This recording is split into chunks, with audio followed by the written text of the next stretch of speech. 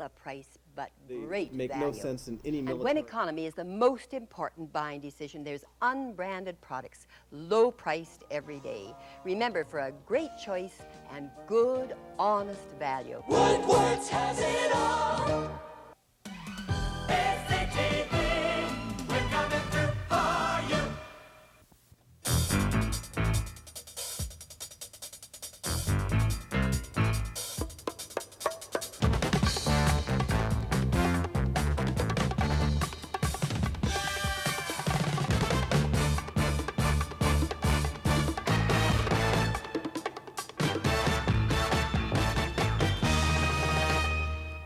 Good morning. Helen Caldicott is making a speaking tour of Western Canada. Vancouver will be her final stop. And before she arrives, which is shortly, I want to put you, or try to put you, in the proper tenor of how we shall approach and talk to Helen Caldicott.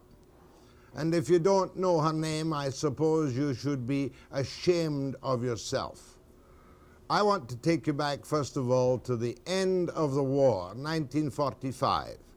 And I was one of the millions of people on the Allied side who hurraed for joy and were happy as larks when we heard that the Japanese had received a couple of atomic weapons in Hiroshima and Nagasaki. And I remembered how happy we were when we saw the little man who had stepped into Roosevelt's place, Harry Truman, make the following statement. We are now prepared to destroy more rapidly and completely every productive enterprise the Japanese have in any city. We shall destroy their docks, their factories, and their communications. Let there be no mistake. We shall completely destroy Japan's power to make war. The Japanese, of course, after the demonstrations of the destruction of Hiroshima and Nagasaki, accepted the Allies' terms of unconditional surrender. Little did any of us realize at that time, or for most of us, 20 or 25 years later, that Truman was also signaling the potential and highly possible the end of mankind. Now, when she was 14 years of age, some years ago, Helen Caldicott watched a movie that most of us saw, called On the Beach by Neville Shute, in which Australia was the survivor of a vast nuclear war on the other hemisphere. And the Australians sat there down under, waiting for the atmospheric conditions to bring the radiation to kill them all. Helen Caldicott is the woman who founded Physicians for Social Responsibility. And we've given you a fair measure of their views lately. But let me be the first to confess that for myself and most of us on this western side of the planet today, we only deal with nuclear survival as a matter of our conscience. We're much more concerned about jobs and unemployment and politicians and what's going to happen to our economy, little realizing that we will have no economy of any kind, not any jobs, not any future, not any past, if the problem of potential nuclear destruction is not in some way within the next few years tackled and turned into some kind of sanity for all of mankind.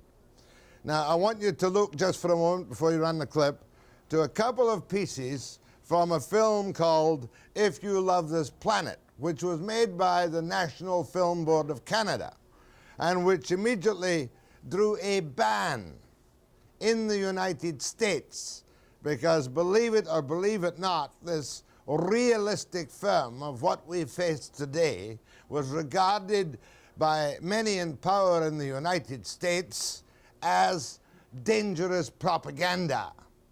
This propaganda ban was lifted. But let's see a little clip from that film on, first of all, nuclear explosions. It would gouge out a crater half a mile wide and 300 feet deep, so that everything in that volume would be converted to radioactive fallout, be pulverized, millions of tons of rock injected into the stratosphere and troposphere where it would descend as radioactive fallout. Every person out to a radius of 6 miles from the epicenter would be vaporized. And what I'm really saying to you is that if you love this planet, and I'm deeply in love with it, and you watch the spring come, and you watch the magnolias flower, and the wisteria come out, and you smell a rose, you will realize that you're going to have to change the priorities of your life if you love this planet. And in the studio now for a speech at the War Memorial Gym at UBC tonight is the Dr. Helen Caldicott, whom we shall meet after the break. And when you do come out, the world would be a different place, because civilizations past that we've inherited from our ancestors will be totally obliterated. All the architecture, the music, imagine the world without Handel and Beethoven and Brahms. The art, the literature, everything will be gone. Dr. Helen Caldicott of the Physicians for Social Responsibility. I've read your book, most of your book, Missile Envy, and I want to go straight to the point about your devastating description of your interview with the man who's in charge of the buttons, Reagan. Was he that bad? Tell me. Yeah, he's one of the least intelligent people I've met in 20 years of clinical practice. I had to speak in almost monosyllabic language so he'd understand me. Every statement he made to me was factually inaccurate. He really doesn't understand this nuclear issue at all. He read to me from the Reader's Digest. He said, look, I took some notes before I came down. He reached in his pocket and he pulled a piece of paper out and said, people who work for the nuclear weapons freeze are either KGB dupes or Soviet agents. And I said, that's from the Reader's Digest. He said, no, it's from my intelligence files. So it came from the intelligence to the intelligence files from the Reader's Digest. Right. He just said to you, you're either a dupe or a Soviet agent. Yes, he did. What did you tell him?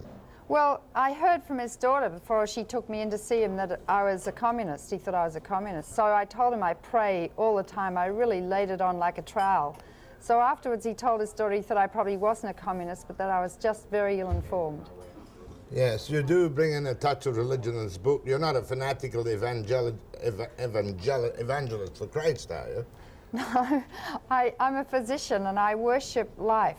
And so for me, life is the DNA molecule, it's reality, and that's God for me. And I've learnt to pray recently. I find some strength in prayer. There's something higher up spiritually, as all religions find, but I'm nothing. Jerry Falwell's the one who really worries me because he has such an influence on Reagan. But develop a little bit of the fact that you said that every single piece of information he gave you in that 75-minute interview was wrong. Give me some examples. Okay, well, recently he said, this isn't an example from my interview, but recently he said he thought submarine-launched ballistic missiles were recallable once they were launched. That's like getting a bullet back once you've shot it out of a gun. He said he thought that the intercontinental ballistic missiles are more dangerous than cruise missiles or B-52 bombers because only ICBMs carry nuclear weapons. As Time magazine pointed out, 27% of the strategic arsenal is carried on cruise missiles and B-52 bombers. There's a new book called Deadly Gambits by a Time magazine correspondent, Strobe Talbot, who said this man is ignorant, befuddled, he sits at his cabinet meetings going to sleep, and even George Shultz said the other day it's time the president got involved in making decisions about nuclear weapons and the Russians. He doesn't even make any of the decisions. How can such a man stay at the pinnacle of the most powerful nation on the face of the earth unless he's surrounded by evil men? He is. The man who runs the nuclear policy of the United States is not Caspar Weinberger. He's as unintelligent and as uninformed as Reagan. The man who runs it is called Richard Pearl. He's 42. He's called the Prince of Darkness by his colleagues in the Pentagon. He says he doesn't believe in arms control, period. He designed the START and INF talks. He designed them to fail. He said he knew the Russians would walk out, and they did. He is a Rasputin. And very few people know about him because he's a sort of underling in the Department of Defense, but he runs the whole show. At the moment, there's a big power struggle between state and the Pentagon. Pearl and Weinberger, Burt and Shultz, and it looks at the moment like Shultz might be on the ascendancy. But even Schultz doesn't know much. When he and Weinberger were interviewed before the last election by Scheer from the LA Times, both of them said, look, you can ask me anything you like, but don't ask me about defense or foreign policy. One of them is the Secretary of Defense and one of them is the Secretary of State. To get back to his, you almost made a clinical diagnosis of him. How would you describe him clinically right now? He's clinically paranoid. Reagan. In other words, he can only believe, he believes one thing beyond everything else, and that is his righteousness and his right to push the button. Yeah, and that the Russians are totally evil, godless communists. He told me that. So I said, have you ever met one seeking some objective data? He said, no, he hadn't.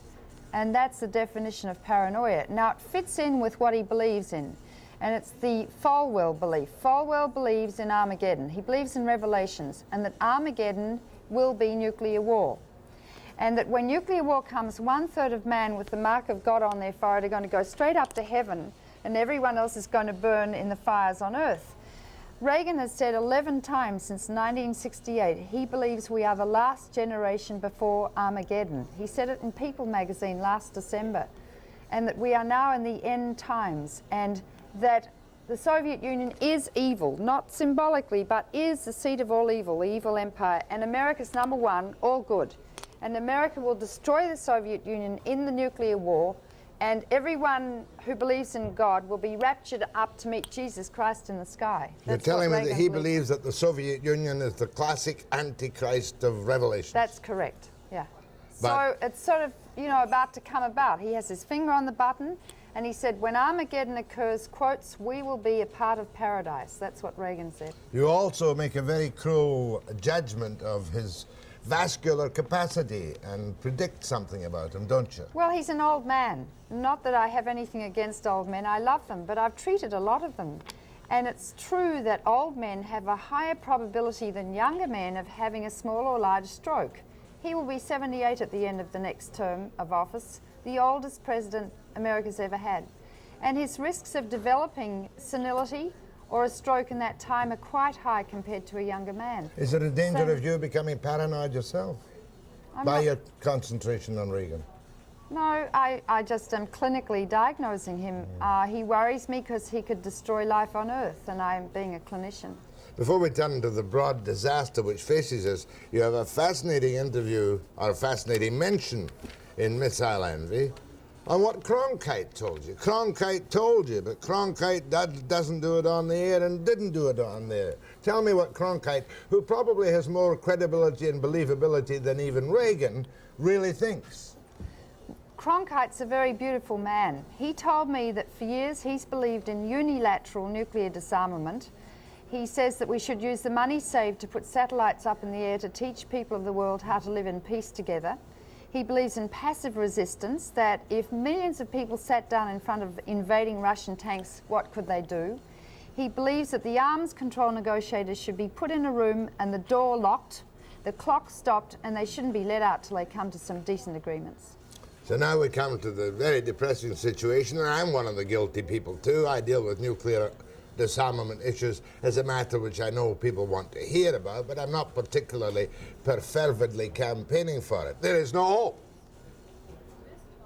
Right? Well, the only hope lies in you and everyone else, and that means you have to change the priority of your life if we're going to survive. If your child, and I guess you have children or grandchildren, develop leukemia, what sort of time, money and effort would you commit to saving your child's life? Everything. It would totally and utterly change your life. Now our children, 75% of them know they're not going to grow up, that they're going to be killed in a nuclear war, yet they see us acting like idiots, really, ignoring the threat. And they have a leukemia equivalent. And what we have to do if we want our children to survive is commit our lives and our total fortune to saving their life. More with Dr. Helen Caldicott, author of Missile Envy and the woman from Physicians for Social Responsibility, and this happy tale, God help us, after the break.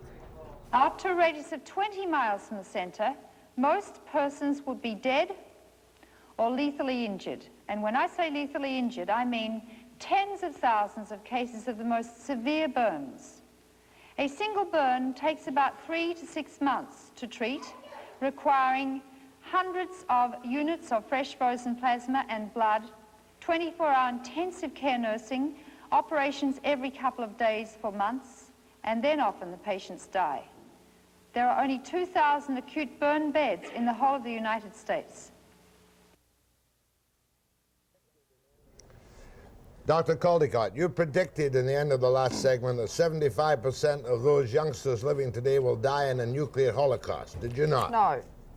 I said that the American Psychiatric Association has done a study of primary and high school children in the States and finds that up to 75% of them know for a fact they're not going to grow up, that they will be killed before they reach adulthood by a nuclear war. Now, many of us could say, well, they're just kids. But I'm a pediatrician and I treat children with a lethal disease called cystic fibrosis. And little tiny ones, just age 3, have said to me, I'm going to die tonight, when clinically that wasn't apparent. They're right every time. And an 8-year-old girl stood up before a forum of doctors the other day and she said, nobody likes to be given a broken present at Christmas. That's how I feel about my life. And you're suggesting that this, almost by osmosis and by the atmosphere and the discussions around them, has happened to 75% of youngsters in this particular study? Yeah, they're very smart. They pick up the truth. They watch the television. It's there all the time. They hear the president talk about the MX as the peacekeeper. They hear him saying you could fight and win a nuclear war. And you see, they lack the ability to not deny the truth. We learn to deny unpleasant reality. I tend to throw in the snide remark about the fact when he made the ad lib on the radio broadcast about we've outlawed the Soviet Union, we start bombing Moscow in 5 minutes. But surely we're disseminating our effectiveness if we concentrate entirely on this man, this old man Reagan's paranoia and lack of effectiveness. Sure, he's just inherited the situation which has gone on, as you pointed out, since the Second World War. The corporations have gotten to the act now and they're making a lot of money. Well, how the devil do you do that? Let's look at, first of all, at the Western allies. We know there's all kind of nervousness in Europe about the Pershing IIs and the cruise missiles. But you've got an entire parliamentary system in Western Europe which in the main backs the confrontation with the Soviet Union. How the devil do you change that? The majority of people in those European countries do not back the deployment of cruise and Pershing IIs. In Holland, up to 80% of people don't back it. In West Germany, it's about 60%. In Britain, it's about the same. Do you know why the Allies support it? Because America says, as they do to Canada, if you don't take our missiles, we'll cut off trade. And they impose economic sanctions. I know that because I know some of the NATO leaders. But surely you're suggesting that our leaders, whoever our Prime Minister happens to be at the time, or Thatcher, are not that stupid. Surely they must eventually come to a decision where they either go against the Americans and go in favour of the Russians? Well, it's difficult, you see. No, it's not in favour of the Russians, it's in favour of life. It's in favour of the survival of their people. But it's difficult because although their people don't want them, they don't want greater unemployment, and so they're caught in a vice. But you must know that Schmidt the other day, a hawk, called for a freeze. Kohl is begging East and West to get together. Mitterrand went to the Houses of Commons the other day and got a standing ovation talking about bilateral disarmament. The Chinese said they would back a freeze and bilateral disarmament, and they would disarm. But did the US Congress not go for a freeze, at least partially, during the last election? 2/3 of the House did. The Senate voted against it. Well, what influences and force can in fact be practically used to bring about a freeze on this side of the world? Okay, the people of the United States, and that's why I've spent the last 4 months like a bag lady traveling across the states teaching the people. We got 2 new senators elected to the Senate, very good people, that we actually got in ourselves, so we've got a handle on them and we educated them. We might be able to get the freeze through this coming year in the Senate. But as an advocate who is against Falwell, against clean Americanism, against the macho might of the United States, you must be reviled and hated and despised. I'm amazed you're not picketed in certain places. Well, it's interesting. I get a lot of respect. I think it's because they think I'm English. I've gotten this Australian accent, but they think I'm English. And although they had a revolution against the English, they still have a great deal of admiration and fascination for them. And I can tell them anything and they tend to believe me. Yes, I know, but do you see any hope? Yeah. I mean, real hope. The 86 It's all very well for Cronkite to say he would lie down in front of a Russian tank. He never did that when he was on the air. True. He doesn't do it on PBS. Can you think of anybody in the American media who's going to come out and campaign for unilateral disarmament? Most people haven't got the guts. Most people in the military haven't got the guts. Most people in the American political scene don't. Rickover. Fill the seas up with nuclear weapons and submarines. He retired. Actually, he was kicked out. The first thing he said was that if he had his way, he'd close down all the nuclear power plants, which he helped to erect, and sink all the submarines in the oceans, the nuclear submarines. I mean, they're really pathetic. Well, it's the these same as characters. all these Canadian admirals or generals I've had on recently. The great peaceniks now, where were they That's when right. they were in power? Well, see, men tend to lack guts. Women have a lot of courage because we have the babies, and we would die to save our children. The power of a woman is like a lioness to protect her cubs. An aroused woman is unstoppable. But the men seem to need approval from their peers. They're like little boys. Well, right? don't give me the psychological stuff. I don't believe that's really the answer at all. Let's go to the Russian side of the counter. Have the Russians ever suggested, do you think the Russians appreciate the same thing, that their people know about it, and that they might campaign or lead the way in unilateral disarmament? Because that would certainly disarm the Americans. It would be a fabulous thing to do. But they're sort of macho too. I mean, they practice pre-nuclear thinking. It's what Einstein said. He said the splitting of the atom changed everything, save man's mode of thinking. Thus we drift towards unparalleled catastrophe. The Russians are stuck in the Second World War. They remember Hitler. They lost 20 million people. 72,000 towns and cities were razed. They remember that. And so they practice pre-nuclear thinking in the nuclear age, as do the Americans. So they're both like 7-year-old little boys in a sandbox arguing about who's got the biggest missile. All right. Who is going to lead the march to unilateral disarmament? Is it going to be the physicians for social responsibility? Because physicians as a class are, of course, part of the rooted establishment. Well, the Russians 2 years ago put a freeze on the table in Geneva, which Richard Pearl et al. Totally ignored.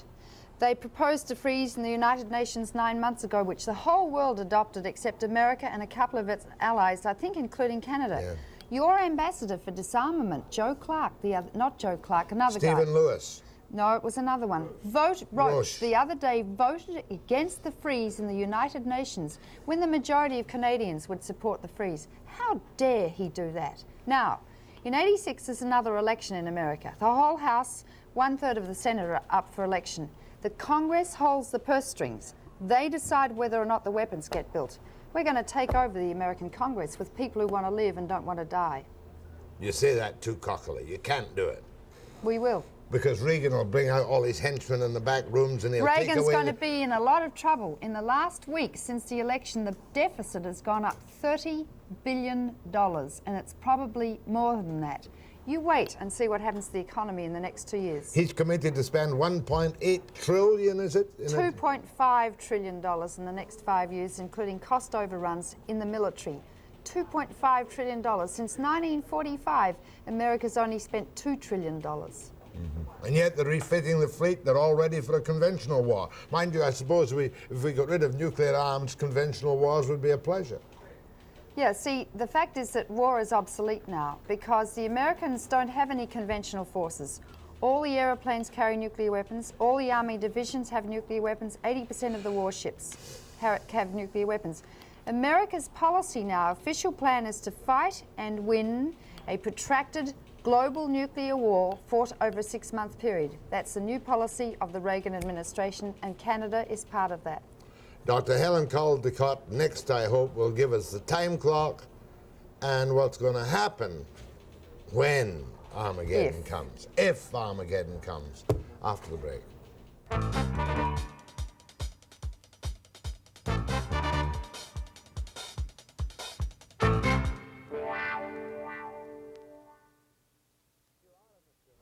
Well, Dr. Helen Caldicott, you are an Australian. You haven't even lost your accent. How long have you been in the States? About 7 years. Can I ask how old you are? Yeah, 46. Many children? 3? 3 children. Okay, give me the time clock. There's no questions I have to ask you. It's also bleeding depressing. Give me the time clock and paint for me, although we've seen If You Love This Planet. We thought it was fantastic, and we've got more gruesome pictures we can show from it at any time. Give me the time clock and Armageddon. Okay, well, during the years of détente, when Russia and America were relatively friendly, the clock on the bulletin of the atomic scientist stood at 9 minutes to midnight, midnight being Armageddon. Last year it was moved to 3 minutes to midnight. I think since the election of Reagan and the ascendancy of Richard Pearl, it may move to 2 or 1 minute to midnight. It's very close. The weapons Reagan is building, if we don't stop them being built, cruise missiles, Pershing IIs, MX Trident II, will make nuclear war a mathematical certainty. So we're as close as that. Why will it make it a mathematical certainty? Well, okay, there's a man here... Forget accidents for the moment. Okay. Why a mathematical certainty? No, you can't forget accidents. What is happening is the Pershing II is to be used for decapitation of the Soviet leadership. That means kill them before they press their button. It hits Moscow in 6 minutes. In 6 minutes, there's no time to make a human decision whether or not to press their button. So they're going to computerize the button, whereby the computer by itself presses the button. There's a man at the university here called Professor Michael Wallace, a professor of political science. He says that during a time of heightened international tension, because of the risk of decapitation and this automatic button pressing called launch on warning, there will be a 50% chance of nuclear war with international tensions lasting 13 days like the Cuban Missile Crisis. A 50% chance of accidental nuclear war with an international crisis lasting 13 days. Let me go over that. I know about launch and warning. This calls for launching nuclear weapons and warning that attacking weapons are on their way. Right. Now, you're going a step further than that. You're saying that it'll be computerized for a 6-minute attack to decapitate the Russians in their strongholds in Moscow, and that decapitation attack could be done by a computer under certain conditions of tension. The decapitation attack, the Pershing II, isn't done by a computer. That's done by man. But because the Russian leaders are scared they'll be killed before they have a chance to press their button, they'll computerize their button. So if the satellite detects the attack coming, the Pershing II coming, and radios back to the computer in Moscow, the computer automatically presses the button. But the trouble is, the computers keep making mistakes. There are 151 serious errors in the computer system in an 18-month period. Last year, 255. The number of computer errors is increasing. One error lasted 6 minutes in November '79 when someone plugged a war games tape into the fail-safe computer and it said, "We're under attack." Put the whole Western world on red alert for 6 minutes. The men in the missile silos put their keys in the locks ready to turn them to launch the missiles like in the day after. 3 squadrons of B-52s took off heading towards Russia. At the 7th minute, they had to notify the president, but they couldn't find him. We were 13 minutes from nuclear war, November '79. But if it only takes 6 minutes to hit Moscow, the Pershing II, and the button is computerized and the computer makes a mistake and the error lasts 6 minutes, that's the end of the Earth. And there's no avoiding that.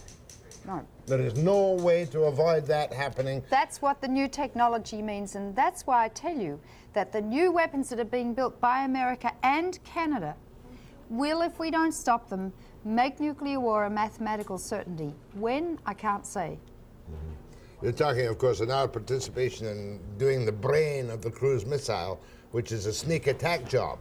But then, if I were a right-wing, if I were Jerry Falwell or some old right-winger on the right, I would say, better we survive something by attacking them with the secret weapons, the Pershing II and the cruise missile, before they even have time for a computerized response. Okay, well then you don't understand nuclear winter. Carl Sagan and his colleagues have done recent studies to show if you take only 1% of the nuclear arsenal of the United States of America, as the cities are bombed, and the cities are full of toxic chemical facilities, plastics containing cyanide, oil refineries, liquid natural gas facilities. As the cities burn, a huge cloud of toxic black radioactive smoke will rise into the air and over weeks cover the Earth with a cloud so thick it will block out the sun for up to 1 year. Temperatures will fall to minus 55 degrees Fahrenheit. It will be pitch black in the middle of the day, only you won't be able to see the stars. The plants will all die because they need the sun to survive. And we and the animals will freeze to death in the dark. It's called nuclear winter, and it is predicted that 1% of the arsenal of the United States of America could destroy possibly every organism on Earth, like billions of years of evolution.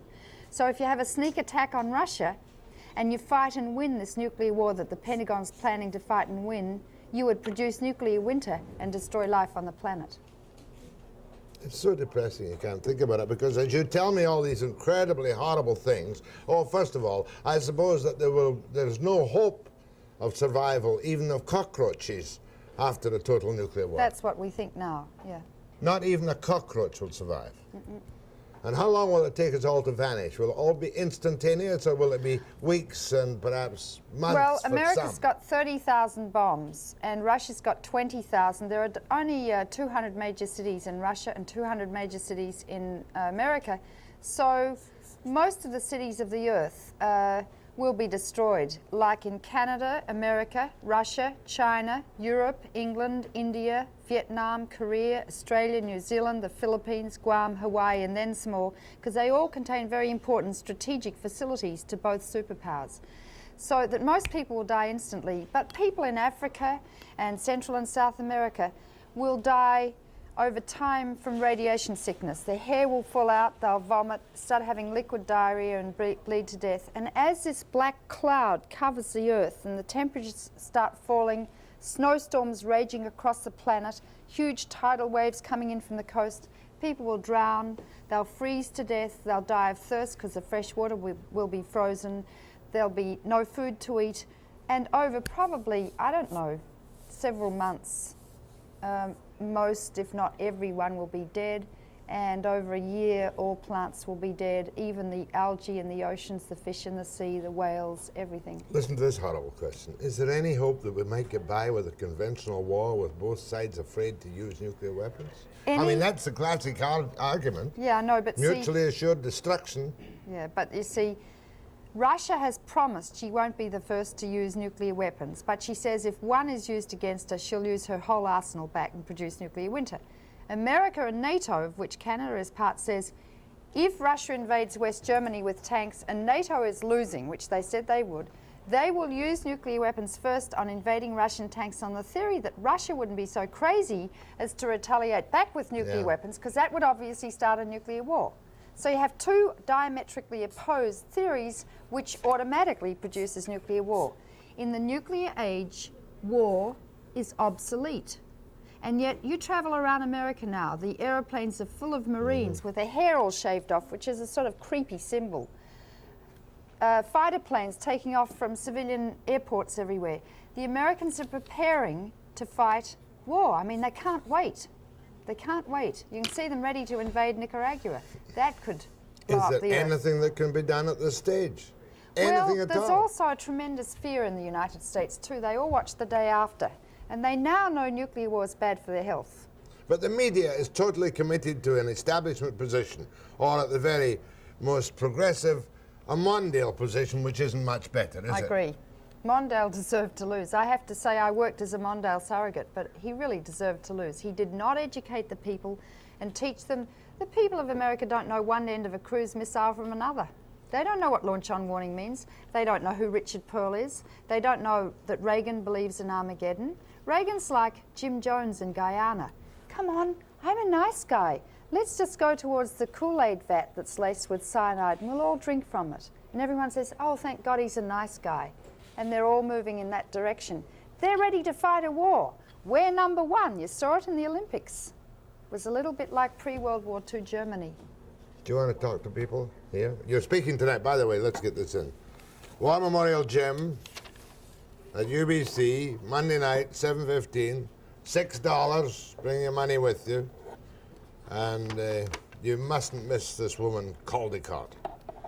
And we're going to go to the phones too, perhaps, after the break.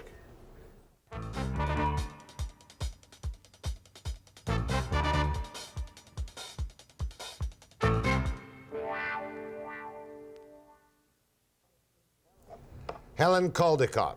Helen, is there any one Western nation which really is capable of taking a major decision by renouncing alliances and going for unilateral nuclear disarmament? Yeah. Is there any one?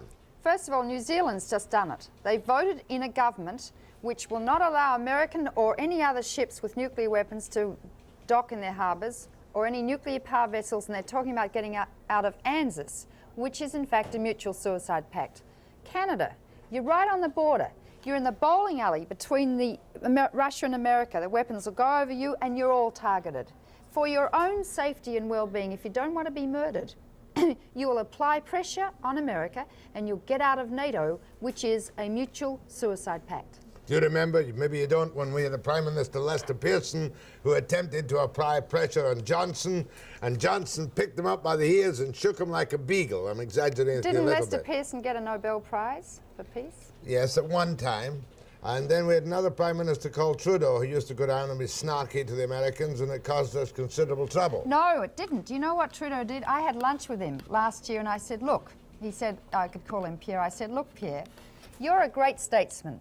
You've been around for 20 years. Canada is highly respected. 92% of the people in the world don't live in Russia or America. Will you go around the world and bring the nations of the world together to pressure and discipline the superpowers?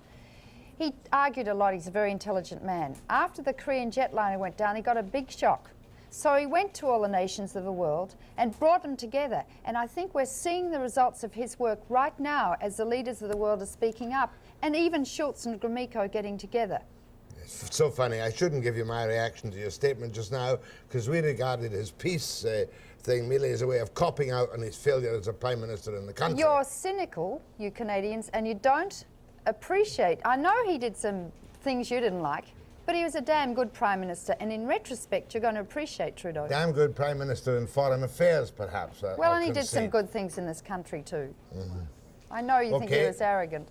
Well, you've been sat in that chair and been very arrogant on a number of occasions, I'll tell you. But let's get back to... Don't try and impress me with New Zealand. I mean, what does New Zealand matter? It matters a lot because the Americans... It's Britain that should do it, isn't it? Of course it should. Well, Thatcher's out of it. And then they had that Falklands War and all the blood went to their heads and they were so thrilled about being the empire again. I mean, it's Neanderthal thinking, isn't it? Is there any hope that Thatcher will, or that a Labour government would take over and take the steps? Well, Kinnock says he's for unilateral disarmament. He's not really. He's for getting rid of nuclear weapons out of Britain. Britain's pathetic. I mean, they still want to be a global empire. I mean, they're anachronistic. They should get rid of the nuclear weapons, as should France, as should China. See, look at Russia. It's the only country in the world surrounded by hostile communist nations. China on one side, and the Warsaw Pact countries on the other. There are 5 nuclear nations: Britain, France, China, America and Russia. The first 4 independently and at any time could destroy the Soviet Union. So they're sort of a bit jumpy. They're paranoid. And as a physician, I know you don't threaten paranoid patients because they're likely to behave irrationally. We've got to understand how they think. The Russians, therefore, in your view, have some minor justification for their paranoia because they are, in fact, surrounded by Western nuclear powers. Absolutely. And, America's got more communists on her side than Russia's got on theirs because Nixon had the sagacity and statesmanship to go to China and make friends with them. That's what we should do with Russia. We should make friends with them. Reagan should fly over there in Air Force One and say, hey, Chernenko, I'm Reagan. He should live with him for a month and get to know the man. He should negotiate a freeze. Overnight, the weapons would become obsolete. Let's fill up Russia with McDonald's hamburgers, Kentucky fried hot dogs, jeans, the whole thing, like we're doing with China. Your suggestion about Reagan flying over is a little bit childish, actually. I can't imagine Chernenko flying over and spending a month over here and getting to know anybody in this country. And Reagan wouldn't get to know anybody in that country Well, either. I don't think Reagan's bright enough to really talk to Chernenko. That's what really worries me. Schultz is, but I just don't know what Reagan's going to say to Chernenko. I know people who know Reagan, like, high-up senators. When people come to the White House, foreign dignitaries, he greets them with a 3x5 card, but he sometimes gets them mixed up and he greets the wrong leader at the wrong time. And then he has to interview people. So when he's talking to a foreign statesman like Trudeau or someone, he greets them and then he's got his aides alongside. He doesn't participate in the discussion at all. The aides carry on the discussion. He just sits there. He's a total dummy. I mean, what we'd say Charlie in Australia, McCarthy. drongo. A drongo, a Charlie McCarthy.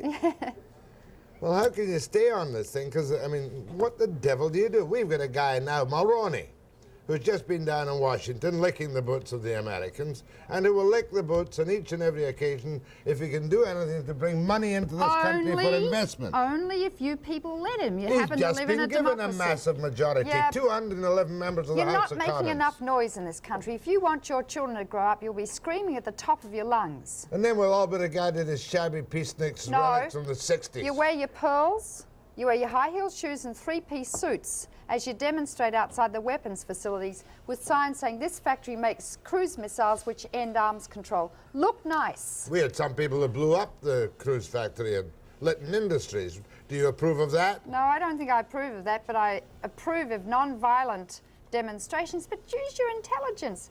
Do sexy things to bring the media out to cover you. The television will cover anything if it's smart Well, no, enough. give them a phone call and they'll be there on appointment. Right. But you can also cover bad causes as well as good causes. I don't know. What about the American media? Do they give you fully, totally sympathetic coverage? The American media elected Reagan. They allowed themselves to be used as photo opportunities for the White House. They employed Madison Avenue firms, and they were sold on the television like a box of cornflakes. Well, look at Cronkite. He didn't use his influence. Why didn't Cronkite, if he believed that, say that on television? Well, I wish he would. See, he still works. Why? Answer he the still question. works for CBS. Why didn't he do it? Yeah, he'd have had his throat cut from ear to ear in 5 minutes. Yeah. He'd have been off the air, wouldn't he? Yeah. You do it, don't you? I do it in some things. I'm not that conscious of it, but I'm not afraid to campaign for nuclear disarmament, except I wouldn't want to look like a phony who's just invented the policy, if you know what I mean. Obviously, I'm for nuclear sanity. How much commitment are you going to give to save the lives of your 4 grandchildren? Let's take the phones. Go ahead, please. Yes, good morning, Jack. This is quite a one-sided conversation, isn't it? I haven't heard or see one bad thing about the Russians or Cheryenko. I wanted to tell you that the pictures you were showing of the Japanese with burns are the lucky ones, aren't they? Why don't you show pictures of the American boys that are still in the bottom of the ocean? What's that got to do with it? Is that relevant to you? I don't understand the question. Go ahead, please. I think, Jack, this lady is trying to soften us up, don't you think? She says she has power down in the Congress and the Senate of the United States that she's going to have them all thinking her way. Not her way. Well, it seems that way. Soften us up for what? Well, for any takeover, like... Okay, you're part of a communist conspiracy to weaken the United States and allow the Russians to move in and take over the Western world. How do you plead Helen Caldicott? Well, that man, he's probably a nice man, but he's showing signs of paranoia. Go ahead, please. Hello. I'd like to say that Bob Aldridge, the leader of the design team for Trident missile reentry, became a peace activist after coming to the conclusion that it was a first strike weapon. Well, I wrote an article for the province on the issue of disarmament, and all that was cut out. And for this kind of reason, this kind of information that people should know, I think people such as you, Jack, should be getting involved directly within the arms race. Well, you are, aren't you, by having me on? But Bob Aldridge is a wonderful guy. He was an engineer working on the Trident and realized that the Trident is being built to fight and win a nuclear war. And I'd like to tell you the Pentagon's definition of winning a nuclear war. Because when Caspar Weinberger was assailed by physicians saying you can't win a nuclear war, he said, I didn't really mean win, I meant prevail. The Pentagon's definition of winning a nuclear war is at the end of the nuclear war, America ends up with more nuclear weapons than Russia's got, so she can prepare immediately to fight World War IV. After the break.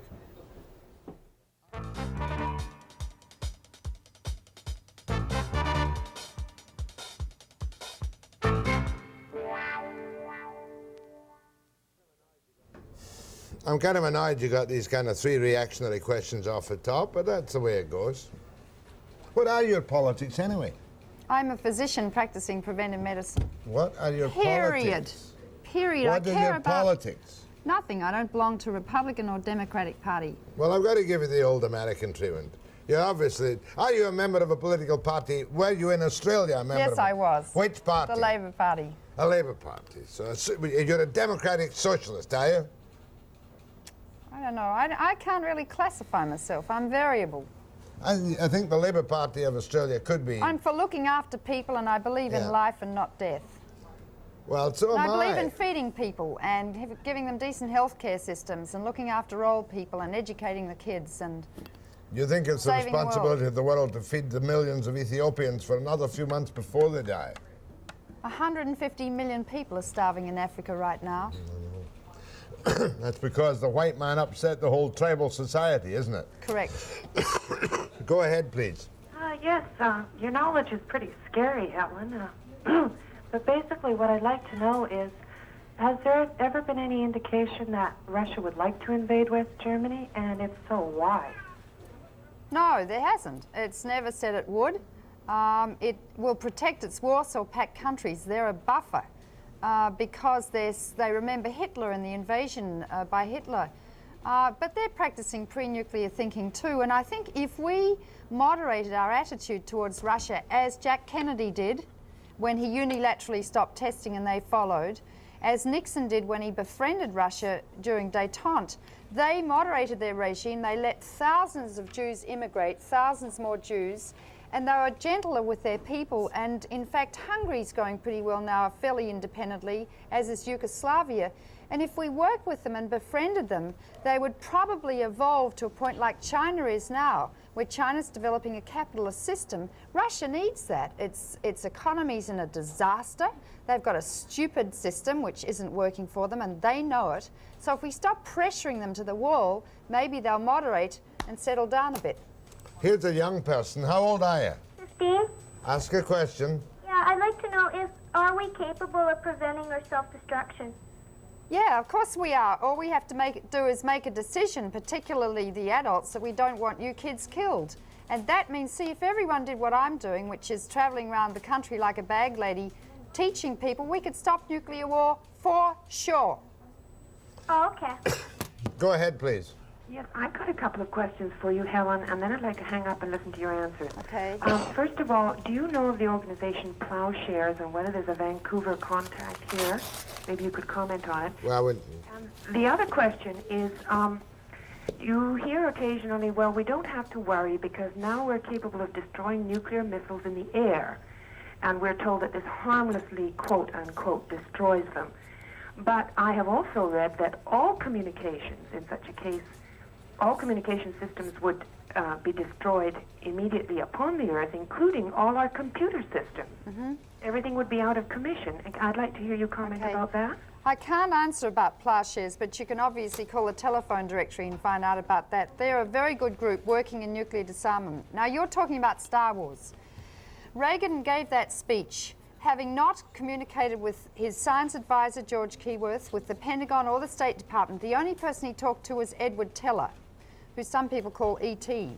Edward Teller developed the second generation of nuclear weapons, which was the hydrogen bomb, and he calls Star Wars the third generation of nuclear weapons. He wants to put nuclear weapons up in space and direct the laser beams and the X-ray beams onto incoming missiles from Russia and destroy them. It's terrifically fun technology.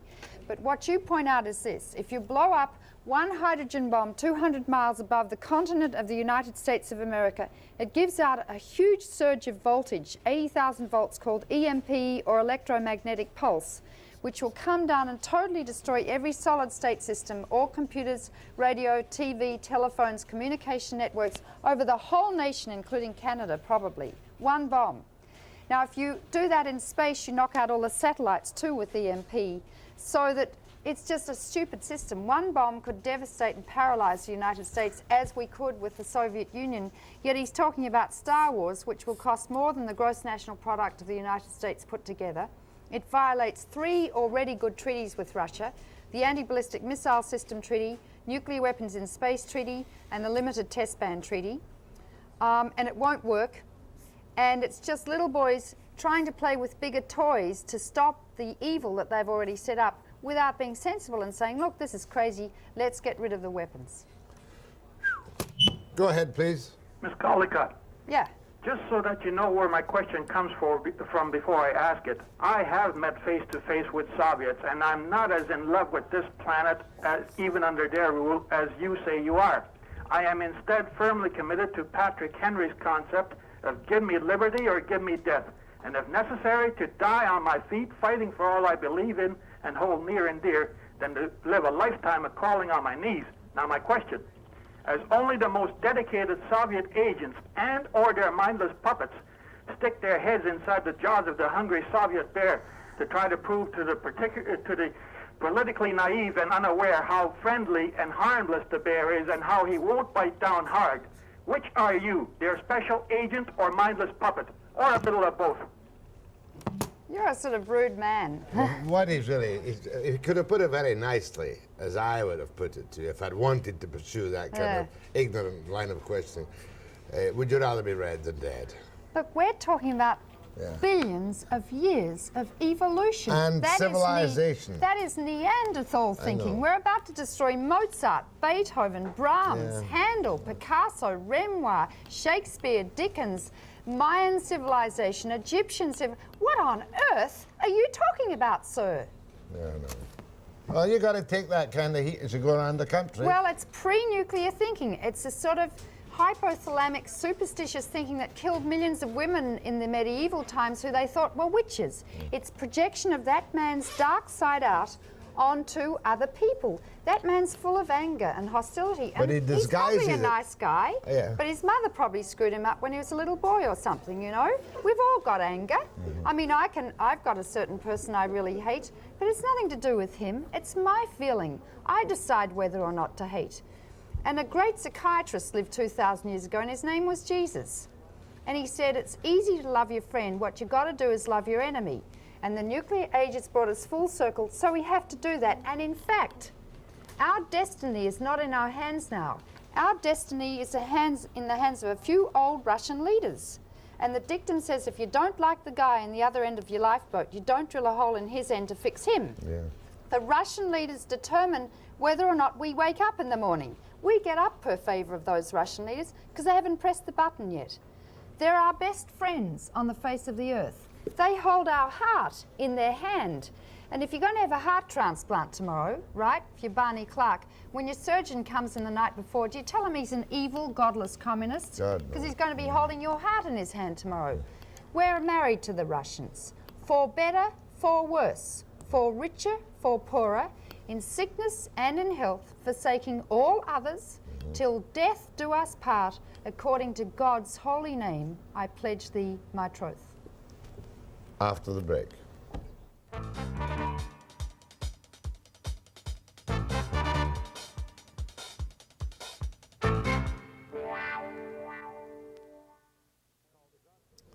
Quite a woman, this Caldicott, Dr. Helen Caldicott, Physicians for Social Responsibility. And how many speeches do you make a year? I hate to ask you. I don't know, about 1,000, I guess. I don't know. How did you feel when the National Film Board piece on the planet, what's it called again? If You Love This Planet. If You Love This Planet, was branded propaganda by the Americans? Well, it was an incredible gift because I was going to do the National Press Club the day after, and the press was sort of semi-interested, and suddenly that broke and hit the headlines. Teddy Kennedy called, he wanted to introduce me. All the networks were there, and it was an incredible gift. Yeah. Now, she's speaking at the War Memorial Gym at UBC tonight at, I bet you don't even know the time, do you? I think it's 8 o'clock, actually. Yeah, doors open at 7:15. Oh, we've got a thing up. $6 to get in. And you've been giving us such a happy, jolly, friendly story this morning, which quite simply put is that unless the people of the world rise and rebel against the semi-literate, blinded leaders, we shall all disappear from the face of this planet without notice. Exactly right.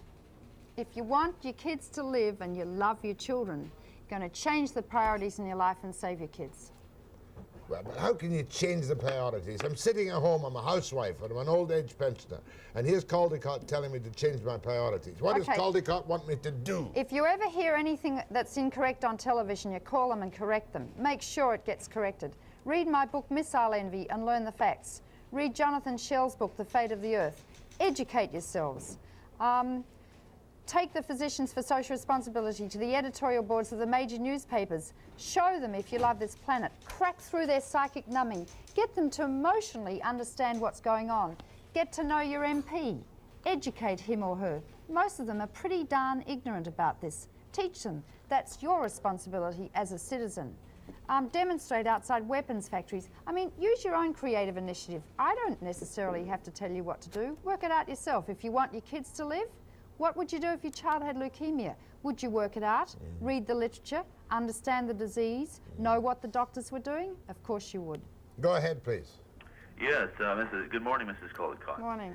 I have two questions for you. One is, how do you feel about the effect Canada will have now with America dealing with the fact that Brian Mulroney is such a good buddy with Mr. Rappin Ronnie? My second question is do you know the knowledge of do you have knowledge about dismantlement, and do you know how really safe sure it is? And I'll just hang up and listen to your answer. Thank you. Well, Mulroney's doing some interesting things. He's got a committee on disarmament, and some of my friends are on that.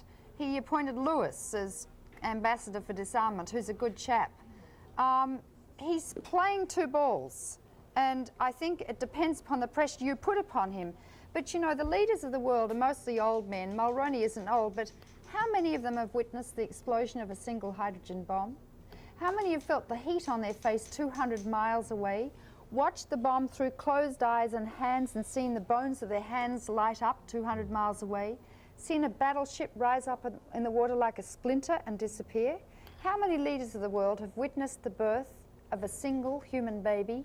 Well, How the many? Russian leaders have seen the devastation of war. Not nuclear weapons. How many of the leaders of the world have helped a child to die and supported the parents before and ever after in their grief? And if they haven't, they're not the appropriate people to be running the world in the nuclear age.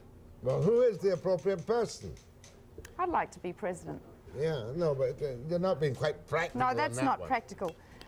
There are many people now who are well educated in this country and in America who would be good presidents. It costs a lot of money, but let's start giving our money. You know, we ask for $25 to prevent nuclear war, and people ask us if it's tax deductible.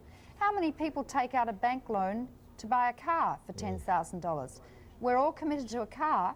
How committed are we to our children and to prevent nuclear war?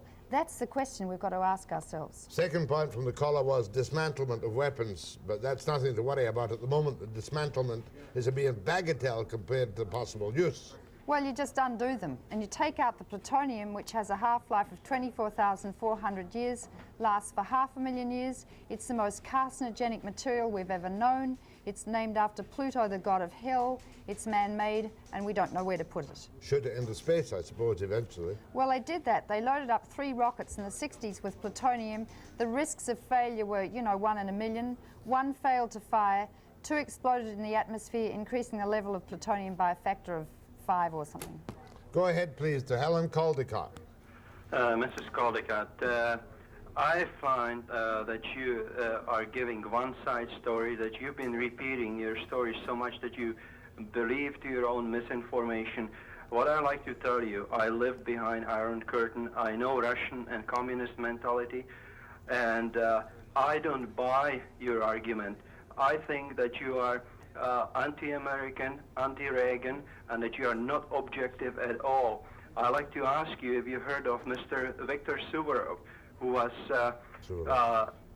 have you heard that name? No. Well, never mind that. You might just answer his point that you're anti-American, anti-Reagan, full of misinformation and a menace to society, generally speaking. I can understand how you felt living behind the Iron Curtain. It must have been brutal. I think that the Russians have done dreadful things since the Second World War, that Stalin was a madman and he killed millions of his people, that the Russians have never really had their revolution, that it's still a czarist mentality with really feudal serfs.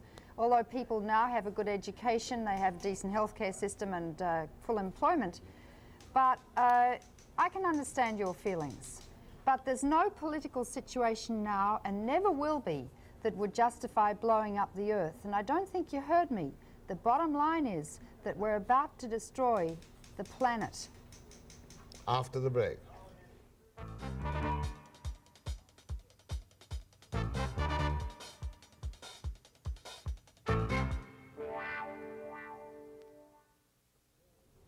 Quite a woman, this Caldicott person. Physicians for Social Responsibility, if you love this planet. Go ahead from Prince Rupert. Hi. Yeah, it's you. Go ahead. Yes? Well, speak up. Did you pick this one? Oh, Are you there? Are you speaking from... Well, turn down your television set for a start. That creates instant mental problems because you're 7 seconds behind yourself. Now, hold on. I'll put you back on the air again. Now, try again from Prince Rupert. Go ahead. Hi, I'd just like to commend this woman on what she's saying, because I think it takes a lot more for people to get along in this world than to just go out and push a button. I'm an American citizen who's been in Canada for 8 years, and I don't like the way America wants to just take over the world. Maybe that's, you know, I don't think the people who've been coming on with all these negative comments are right. Well, I think she's going along the right path. thanks. I'd like to answer that. America is the biggest imperialistic power the world's known, and I'm not anti-American. I live there and I love Americans. They're the kindest, most good-hearted people who desperately want to do the right thing, but they don't know what their government's up to half the time. For instance, in Australia, we've got 20 to 30 American military installations down there, put there without our knowledge. We've got the biggest CIA base in Australia outside Langley, Virginia, which is their headquarters, which is a signal intelligence or spying operation. It's part of the first strike winnable nuclear war system, and it's a part of the early warning system. It was put there under fraudulent conditions. We were told it was part of the Department of Defense. As Gough Whitlam, our Prime Minister, was finding out it was part of the CIA deposed my Prime Minister in 1975. How do you think that makes me feel? And it's not unique. It happens all over the world. Now, people say Russia's expansionist. Let's look at the facts. Russia's got 7 allies, like Cuba, South Yemen, Ethiopia, Angola, Vietnam, and a couple of others. In the last 20 years, it's lost Egypt, Indonesia, and China. It virtually has no influence in the whole world. It has 7 foreign bases with access only, no control in 7 foreign countries. America's got 359 huge military bases in 21 foreign nations, including my own, with total control. America props up leaders like Marcos. There are 7 huge military bases in the Philippines. Marcos is an American puppet. He's not representing his people. The people are rising up against him. He's receiving millions of dollars in military aid as rent for these bases to repress his people. And really, what America does is it's controlled by the transnationals, the corporations. They take their factories to the Philippines where they get cheap labor, no taxes, no tariffs, no unions, and it's good for the transnationals. They prop up Marcos, who represents the transnationals, and the Pentagon is used to support the transnationals. Now there's hope, because the American people really care about their country. Of the people, by the people, and for the people, as Lincoln said. And if the American people decide to use their democracy and run for Congress in '86, and we want to run 200 women for Congress in '86, we can take over the American society again, remove the influence of the transnationals, and make the country of, by, and for the people, and save the earth. I love America. It is a country that will lead the world towards survival. Not Russia, America. You'll forgive me if I suggest you're being a trifle ingenuous, because you've demonstrated yourself that with all these massive 360 bases and consolidation of military powers against the Soviet Union, this is a war machine the likes of which has never been seen before, and it ain't going to hand it over to a couple of ragtag newly elected congressmen. Oh, wait a minute. The Congress appropriates the tax dollars for the weapons. But look what they did to Whitlam. Yeah, but we're talking about America now. They operate at random around the world with no answerability, because the American people don't know. The American people care about their Congress. They elect the people. And those congressmen at the moment are corporate prostitutes, many of them. They represent the corporations only because the American people aren't there representing the lives of their children. When you talk about this campaign for '86 for Congress, you're not talking about it within the Republican Party. I'm talking about both Republican and Democratic parties. This is a non-partisan issue. In fact, nuclear war is a Republican issue because it's going to be very bad for business. So I'm advising people to join the Republican Party, join the Democratic Party, influence the platform, change the planks, run for Congress. It doesn't matter which party they run for. Will you run? I can't. Why not? Because I'm an Australian. And that gives you a measure of the fantastic freedom in the United States, really. It really does, yeah. Go ahead, please. From Vancouver, Jack, yes. Yes.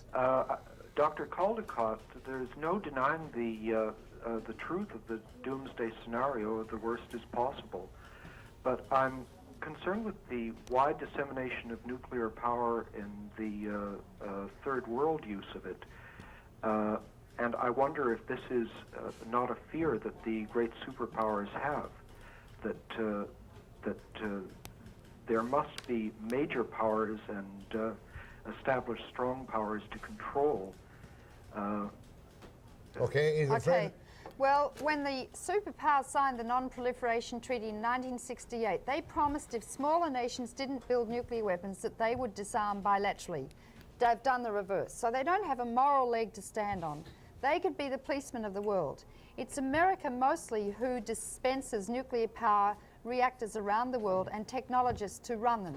A nuclear power plant is a bomb factory. It makes plutonium. Hence, South Korea is on the verge of making its first nuclear weapon, as is Pakistan, Taiwan, Chile, Brazil, Argentina, maybe Gaddafi, Iraq, Iran, etc. And that's called lateral proliferation of nuclear weapons, which destabilizes the spiraling balance of terror built up between the superpowers. None of those countries can destroy the Earth with nuclear winter. The superpowers can. But any of those countries could trigger a nuclear war between Russia and America, because any little country like Nicaragua now, who dares to have itself a revolution like the Declaration of Independence says they're allowed to, becomes a seat of an East-West confrontation where the two big bullies come together and threaten to blow up the world. That's the situation, and that's why lateral proliferation is so destabilizing. If the superpowers start disarming bilaterally rapidly, because the planet is terminally ill and it's clinically indicated, all the other countries will have no reason to have nuclear weapons, and many of them said, like France and China, that they will get rid of their nuclear weapons too. One final segment with Helen Caldicott after the break.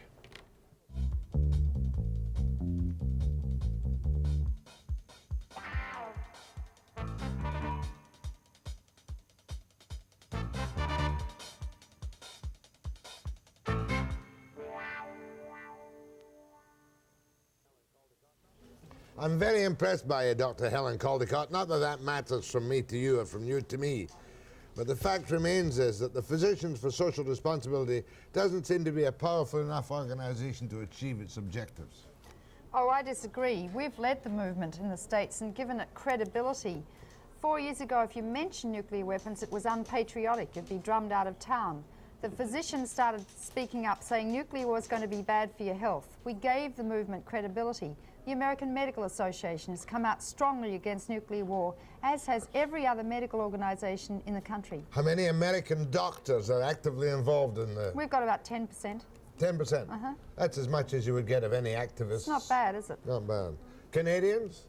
I can't give you the numbers on Canadians. They tend to look at it as a slightly left-wing cookie organization, I think. Well, you know, when you get the AMA on side, the AMA is hardly left-wing and cookie. Agreed. Go ahead, please. Yes, I'd like to commend Helen Caldicott and what she's doing.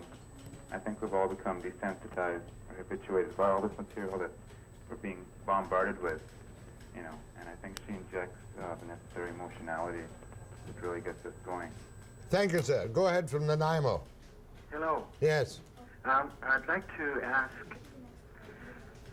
Helen, what would be my, I'm a single parent, and she talked about the kids, and I'm really concerned about the well-being of my children. Yeah. And what would be, as a single parent and a lone person in the community, what would be my first step? Okay, we find the only way to give the kids a sense of emotional security is for you to commit and devote your life to saving the world for them. Out of a class of 20 kids and 9-year-olds, there was only one who knew there wasn't going to be a nuclear war, because she said, my mummy and daddy, they go to meetings every night to stop it. And so what you've got to do is get involved really powerfully. Use your creative initiative. Use your potential energy here. You can do things that no one else can do. Do it. No one's told me what to do. You work it out for yourself. You can become the most powerful person who ever lived. Go ahead from Kamloops. Yes, hello. I wrote a letter recently to Mr. Mulrooney regarding this issue, and I called upon him as a practicing Roman Catholic, and I was very upset after he received Holy Communion from the Holy Father. And I also sent a copy of the letter to Mr. Turner, and he answered me in a very short letter, but one of the sentences I'd like to read. It is, however, my party's policy that we must continue to support our NATO allies, along with encouraging a resumption of negotiations between the nuclear powers. This, to me, I think is very low-level thinking on the part of somebody that's in such a powerful position. Who was that, Turner or Mulroney? That's Turner's answer. I haven't received a letter from Mulroney. Well, you know, the Catholic bishops did a wonderful thing when they wrote that pastoral letter. I think it's the best thing they've done since Jesus died. And they're on the right track. Just imagine what Jesus would do if he came back. Boy, would he be kicking over the money tables. Yeah. We're talking about the most religious issue that ever existed, the salvation of the creation. There can be no compromise. And this issue is one of preventive medicine. In medicine, we don't compromise and say, look, it's 3 in the morning, I'm tired, I'm going to bed. This patient's terminally ill. The patient will die. The planet's terminally ill. We have an acute clinical emergency, and we are going to save our kids. I've got 3 kids. I didn't bring them into a world to be vaporized in a nuclear war. My kids are going to die of natural causes at the age of 90. My thanks to Helen Caldicott, Physicians for Social Responsibility. Best of luck, Nellie. Thank you. I'll be back after the break.